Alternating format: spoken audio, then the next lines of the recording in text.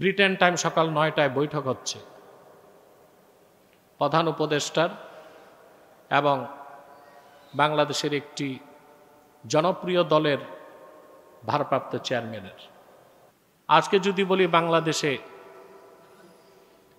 রাজনৈতিক অস্থিরতা চলছে, এটা আমাদের হাতের কামাই। ৬ মাস আগে বলেছিলাম বাংলাদেশের রাজনীতি নিয়ন্ত্রণটা বাংলাদেশে নেই, এটা আটলান্টিকের ওপারে গেছে। প্রমাণ পেয়েছেন? এখন সময় কত?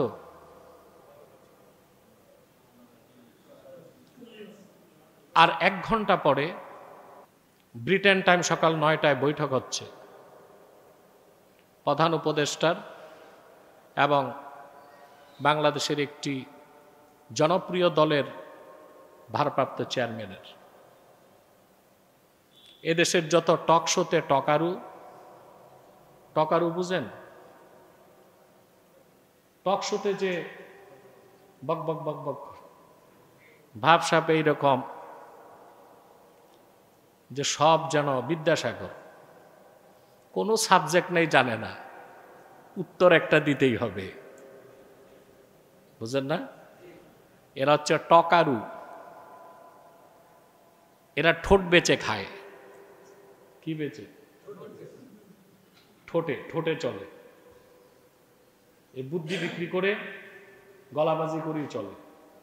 আজকে এক চ্যানেল, কালকে এক চ্যানেল, পরশু এক চ্যানেল।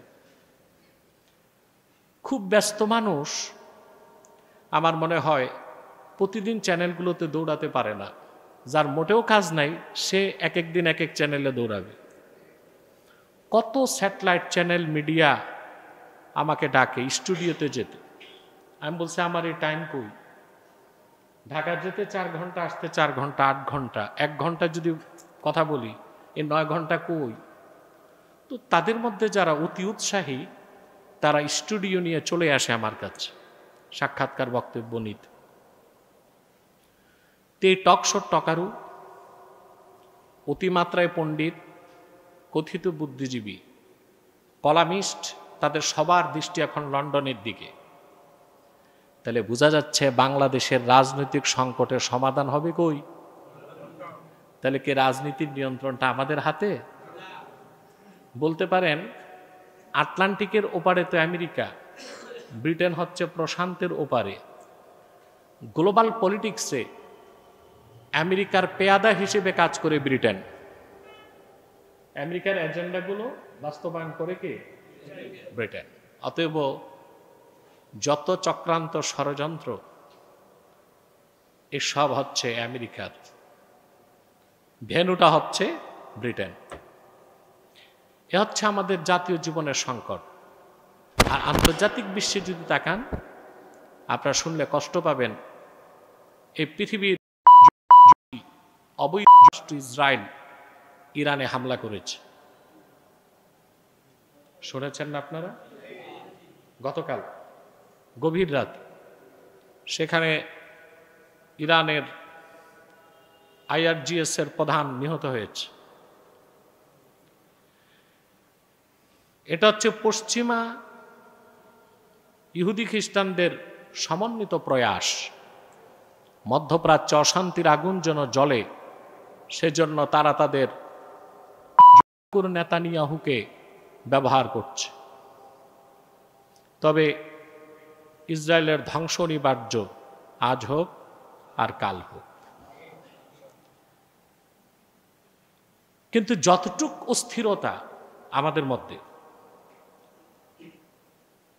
রাজনৈতিক সংকট, সামাজিক ব্যাধি, অর্থনৈতিক মন্দা, কাফের মুশরিক তাগুতের অত্যাচার, এ সব কিছু আমাদের হাতের কামাই।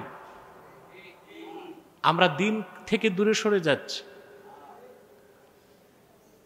আবার দিনে ফিরে আসার আগ পর্যন্ত এর কোনো সমাধান। 10 মাস বলছেন সংস্কার হবে, একটাও কি হয়েছে? এখন সংস্কার হচ্ছে কোথায়? বিলেতে। কোথায়? 10 মাস মানুষ অপেক্ষা করছে এই বিলেতি সমস্যার সমাধানের জন্য।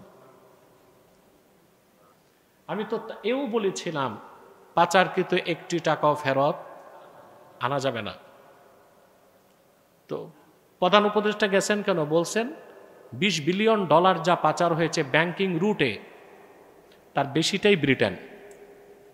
এখন টাকা ফেরত দিতে হবে বলে কথিত সভ্য ইংরেজ প্রধানমন্ত্রী স্টারমার্ক সে সাক্ষাৎই করেনি। মেহমান দাবাত দিয়ে বাড়িওয়ালা যদি পালায়, এর চেয়ে বড় অসৌজন্য বোধ আর অসভ্যতা আছে নাকি? আমাদের দেশের কিছু মানুষ সভ্যতা শিখতে চায় ইংরেজদের কাছ থেকে।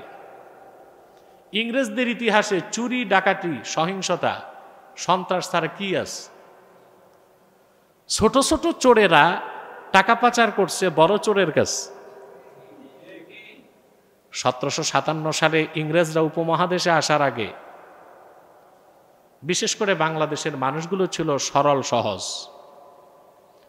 অতিথি পরায়ণ, সাদা মনের মানুষ। এরা চুরি জানতো না, দুর্নীতি জানতো না, ঠকবাজি জানতো না, ঠিক না? কিন্তু সাগর মহাসাগর পাড়ি দিয়ে ইংরেজ বেনিয়ারা যখন আসলো, চুরি, সন্ত্রাসী, বাটপারি, টাউটারি, মানুষকে ঠকানো, প্রতারণা, মুনাফিকি, গাদ্দারি, এগুলো আমদানি করলো উপমহাদেশে। আর উপমহাদেশ থেকে আমাদের সম্পদগুলো চুরি করে রপ্তানি করলো বিলেতে, ঠিক তাই না? তো ওরা টাকা ফেরত দিবে না। মিল পেয়েছেন কথা? আল্লাহর দ্বীনে ফিরে আসতে হবে। দ্বীন ইসলামের বাইরে অন্য কোনো সভ্যতা, সংস্কৃতি, রাজনৈতিক পন্থা, রাজনৈতিক বন্দোবস্ত আপনার আমার মুসলিমের কোনো মুক্তি দিতে, ওরাই তো মুক্তি পায় না, আপনাদেরকে মুক্তি দিবে কি করে? পারবে? কথা বলেন। তাহলে ফিরে আসতে হবে কি? দ্বীনে। দ্বীন শুধু বিশ্বাস করে মুসলিম হলে হবে না, দ্বীনের অনুসরণ করে মহসিন হতে হবে, মুত্তাকি হতে হবে। রাসূল করিম সাল্লাল্লাহু আলাইহি ওয়াসাল্লাম ইরশাদ করেছেন, আবু দাউদ শরীফে হাদিসটি এসেছে, 3462 নম্বর হাদিস। রাসূল করিম সাল্লাল্লাহু আলাইহি ওয়াসাল্লাম ইরশাদ করেছেন, ইযা তাবায়াতুম বিল আইনাহ ওয়া আখাযতুম, হচ্ছে ধ্বংসপ্রাপ্ত রোমান সভ্যতা। 2 আশ্রিত খ্রিস্ট ধর্ম।